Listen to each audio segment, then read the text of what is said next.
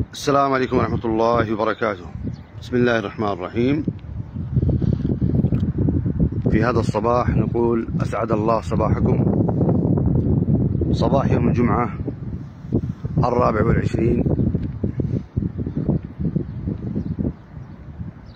الموافق لليوم 27 من سبتمبر. إخواني الكرام، وكما هو عادة لنا الحديث في صباح كل جمعة، مما لفت انتباهي ومما رأيت أن الحديث فيه مهم في هذه الأيام لهو الثورة والزوبعة التي تكرر سنويا ما بين أفراد الشعب اليمني حول ثورة 26 سبتمبر، ما لها وما عليها، حول من يمدح ومن يذم ومن يؤيد ومن يخالف. إلا أنني رأيت أنه حقا علي وعلى كل ناصح وعلى كل مسلم سني أن يهتم بجزئية من الخلاف الحاصل بين الناس، وهو النصح لله ولرسوله وللمؤمنين. وإننا في هذا الباب الذي أردت الحديث عنه النصح لإخواني الهاشميين السلفيين. كما تعلمون أن آل النبي صلى الله عليه وسلم لهم ميزة ولهم احترام، كما هو في عقيدة أهل السنة والجماعة. الصالحين من آل البيت لهم ميزة شرعية، لا يقدسون ولا يرفعون فوق منزلتهم ولا يهضمون، لا إفراط ولا تفريط. وكذلك قريش عموما، لأن بني هاشم بطن من بطون قريش، وكذلك قريش عموما لهم فضائل في الإسلام لا تقدموا قريش. وهذا الاعتقاد ليس إلا عند أهل السنة. أما عند الخوارج والروافض فهم ما بين إفراد وتفريط، ففضلا عن النواصب العباهلة هؤلاء فهم كفار. العباهلة في زماننا كفار زنادقة. الذي أردت أن أبين في هذا المقام وفي هذا الموضع، من هذا الموضع الحديث حول الهاشمية السلفية.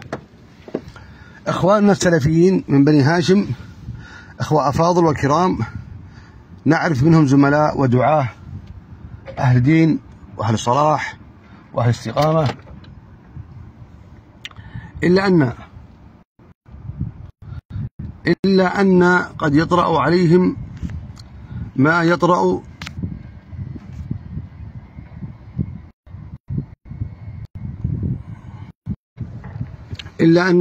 عليهم على بعضهم ليس عليهم. أما الصالحين والأفاضل والطيبين وطلاب العلم فهم على خير وعلى بصيرة وعلى فهم. يطرأ عليهم العاطفة أو النزعة العرقية عند الجهلة منهم. فمثلا ما يحدث في ماذا في قضية الذي لفت انتباهي المصادمة والمراددة ما بين السبتمبريين بشكل عام وما بين الهاشميين. الهاشميون من الروافض مغسول اليد منهم، من الشيعة والزيدية هذه الأصناف.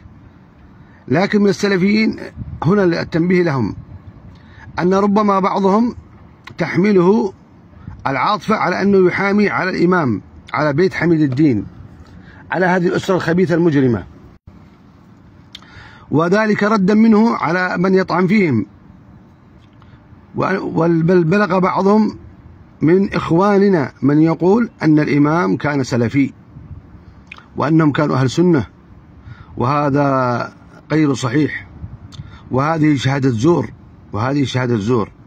بل بلغ بالبعض أنه يدافع عن الهادي الملعون المقبور في صعده، الزنديق الهادي المجرم الخبيث المخبث، مؤسس الشر ومؤسس الفتن في اليمن، والمؤسس لهذه الحروب الطاحنة التي نعاني منها اليوم. وهذا الفكر الخبيث الذي أضل أهل اليمن. قد كان اليمن من قبله أهل سنة، كانوا على المذهب المالكي وكانوا سنة، حتى جاء الهادي الخبيث هذا فنشر التشيع. لا رحم الله في مغرز إبرة. الحديث ليس عن الهادي فقد كتبنا فيه وتكلم فيه غيرنا. الحديث عن الإمام، عن بيت الإمام، أسرة بيت حميد الدين. إخواني الكرام، الإمام كان شيعي جارودي، لم يكن سنيا، كان شيعيا جاروديا خبيثا. كانت المدارس في صنعاء تلعن أبا بكر وعمر وعثمان وعائشة، كما شهد بذلك صاحبهم وجليسهم ومدرس أولادهم القاضي محمد الفسيل، وهو يعني سجل ذلك في مقابلات وله كتاب في ذلك، ألف كتاب في ذلك. وقال كان التشيع في صنعاء جارودي، لم يكن تشيع عاديا أو زيديا كما يزعمون، بل جاروديا. وذكر الفسيل أنه عانى معاناة شديدة هو وزملائه، كانوا يتخفون سرا، الذين ماذا ينتقدون الفكر الشيعي أو ينتقدون سب الصحابة، أو أنهم على مذهب الشوكاني والصنعاني.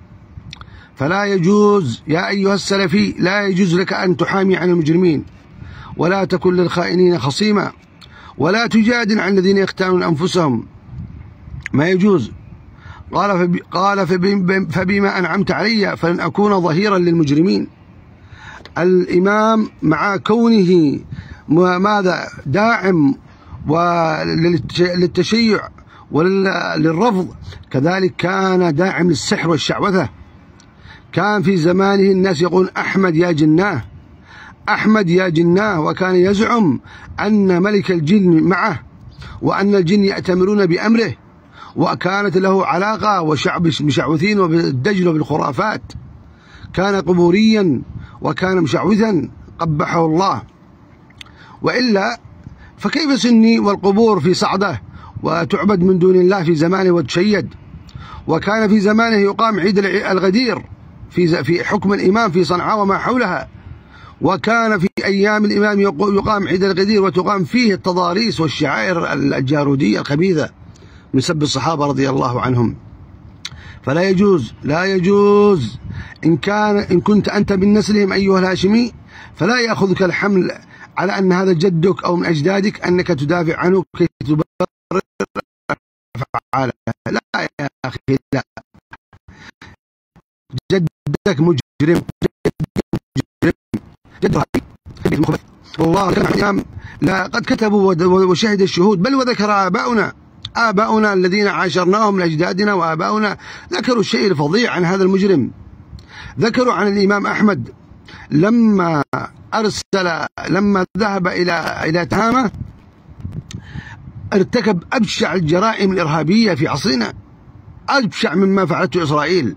لما دخل الحسينية وحارب الزرانيق أحرق 13 قرية أحرقها، وأخذ منهم كما قال الفسيل الآلاف وساقهم إلى سجن حجة، وماتوا جوعا وضربا وألما وعقابا. لما دخل الزيدية في تهامة ودخل الزهرة بقر بطون، قتل النساء الحوامل والأطفال، وارتكب مذابح شنيعة كما ذكر أهل التاريخ. نحن لما نقول أهل التاريخ ليس خصومه، ليس من مثلا الشوافع أو لا، ممن هم زيدية من صنعاء، كتبوا فيه زيدية من الكتاب في التاريخ في صنعاء، وممن كانوا أصحابه وممن عاشره.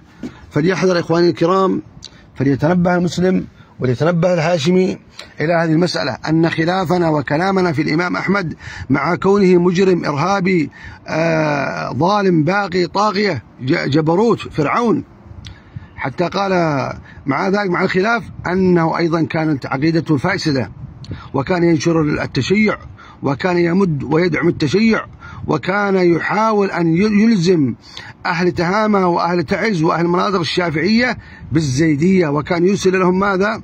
المعلمين الذين يقودون من التشيع.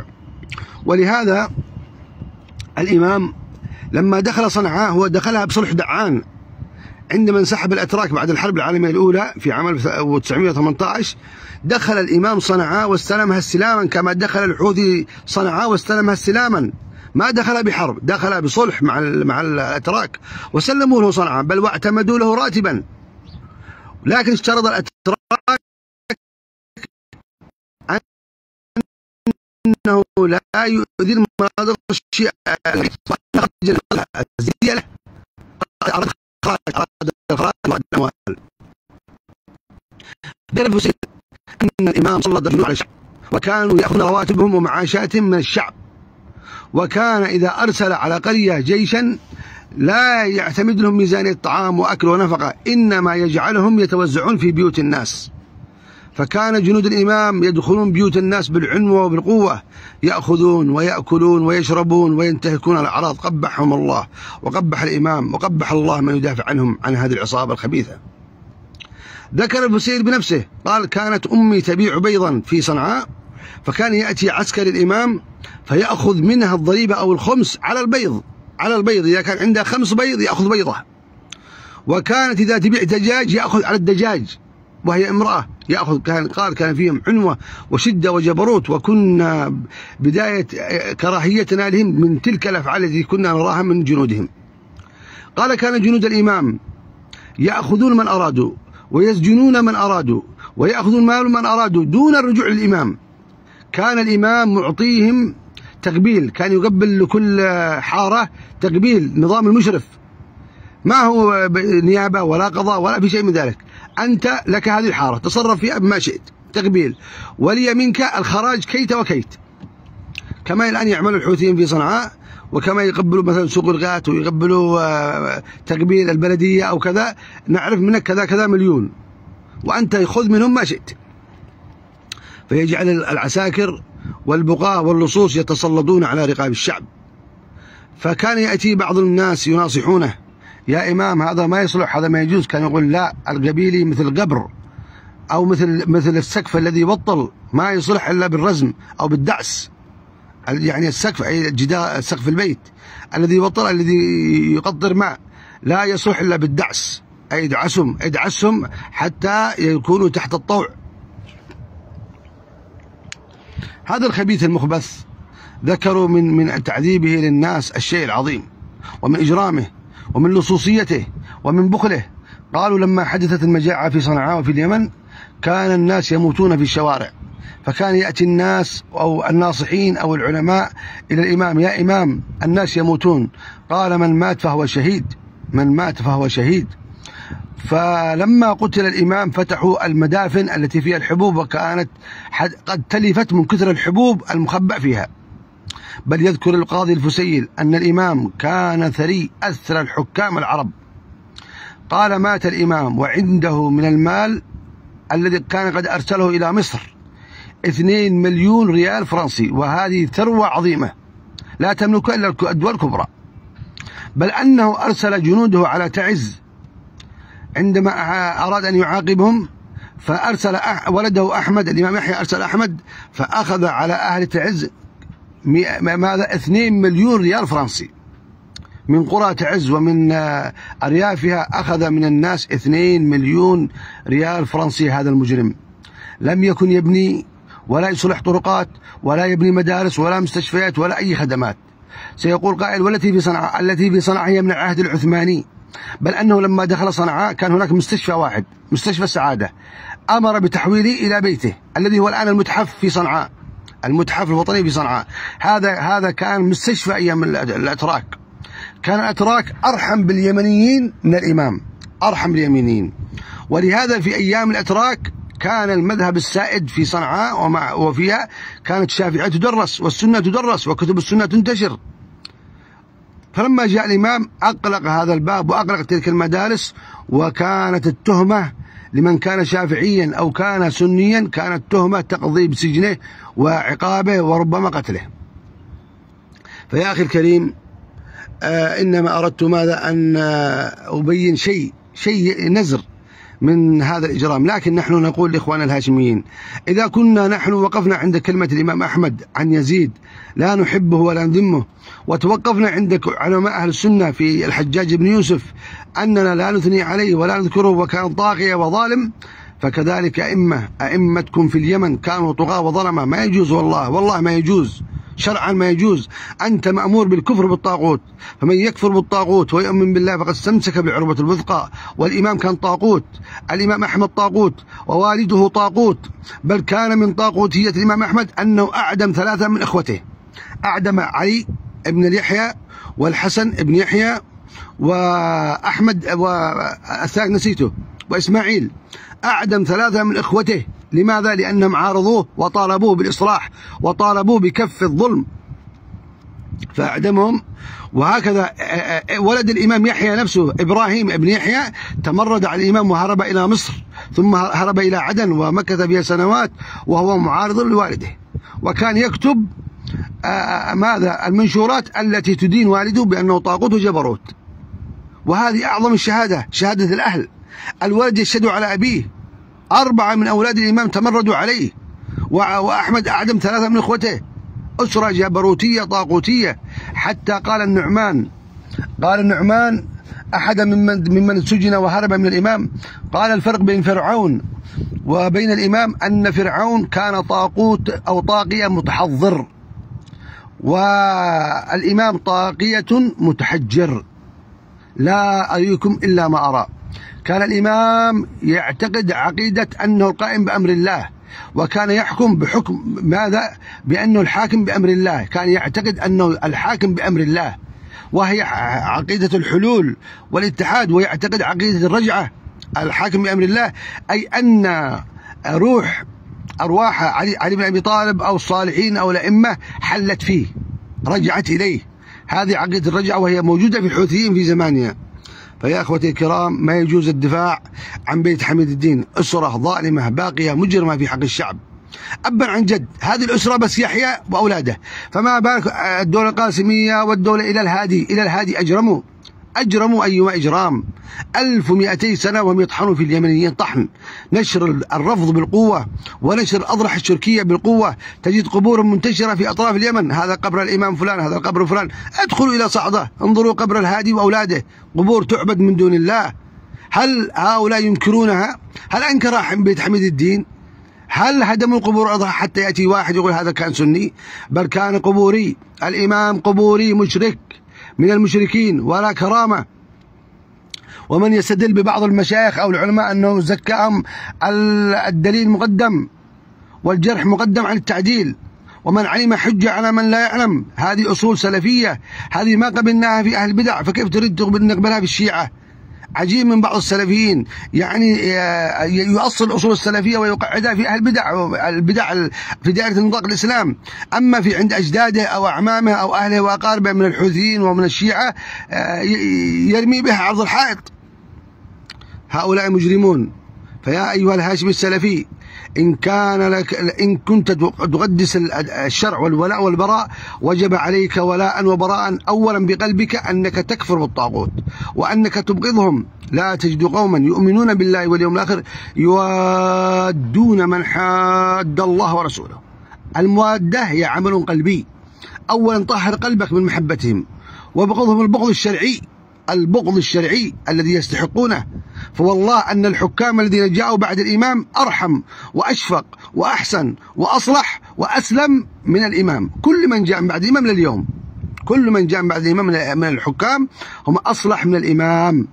كانوا حكام مسلمين عليهم ما عليهم من مؤاخذات ومن ظلم. أما الإمام فكان قبوري، كان مشعوذ، كان ساحر، كان مجرم، كان إرهابي، قتل الآلاف من الناس، قتل الناس صبرا وسجنا وبالسيف وبالرصاص، كان يعذب الناس. كان الجنود يخرجون الناس في الشوارع يوقفونهم بالشمس حتى تحمر ظهورهم من الحرارة، ثم يجلدونهم في الظهيرة أمام الناس حتى يرهبوا المجتمع. كانت سيادة الإمام هي القائمة التي يقودها الحوثي الآن. ما هي إلا ما يفعل الحوثي، ما هي إلا نسخ لما يفعل الإمام، وإلا فحكم الإمام أكبث من حكم الحوثي. الحوثي يعد بجانب الإمام أرحم. لا زال الحوثي يخاف من المنظمات ويخاف من الإعلام ويخاف من التصوير ويخاف، لكن في السر يفعل ما يفعل. أما الإمام كان في العلن، كان يجاهر بالبغي والطغيان والإجرام في العلن أمام العالمين، لا يخاف لومة لائم، ومن راجعه ألحقه بهم ومن نصحه ألحقه بهم. قاتلهم الله، قاتلهم الله. نسأل الله السلامة والعون والتوفيق. وهذه نبذة فقط ونصيحة لإخواني السلفيين من الهاشميين.